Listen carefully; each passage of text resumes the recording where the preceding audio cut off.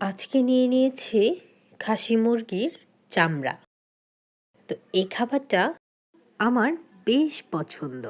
যাদের যাদের আমার মতো পছন্দ সবাই কিন্তু জানাবেন। প্রথমেই পেঁয়াজ কুচিগুলো দিয়ে দিলাম। এবার কয়েকটা কাঁচামরিচও দিয়ে দিলাম। দিয়ে দিচ্ছি 2টো শুকনো মরিচ, স্বাদ মতো লবণ 1 চা চামচ, আদা রসুন বাটা 2 চা চামচ, হলুদের গুঁড়া 2 চা চামচ, মরিচের গুঁড়া 1 চা চামচ, জিরার গুঁড়া 1 চা চামচ।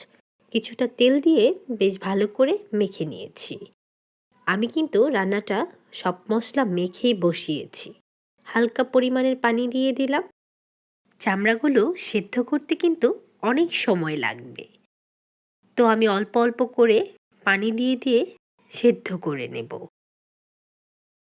তো আমার মতো এই চামড়া গিলা কে কে পছন্দ করেন অবশ্যই কিন্তু কমেন্ট করে জানাবেন।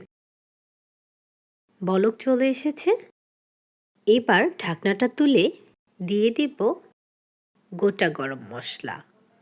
আমি এই পর্যায়ে গরম মশলাগুলো দিয়ে দিচ্ছি। কেউ চাইলে আগেই দিয়ে নিতে পারবেন।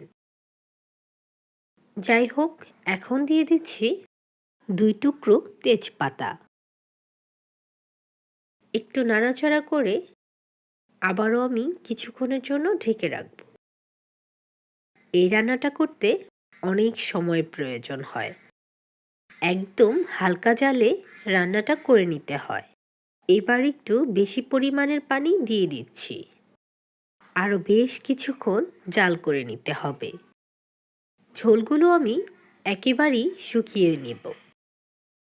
ঝোলগুলো কিন্তু পুরো শুকিয়ে গেছে। তো কেমন হয়েছে বন্ধুরা? সবাই জানাবেন। আল্লাহ হাফেজ।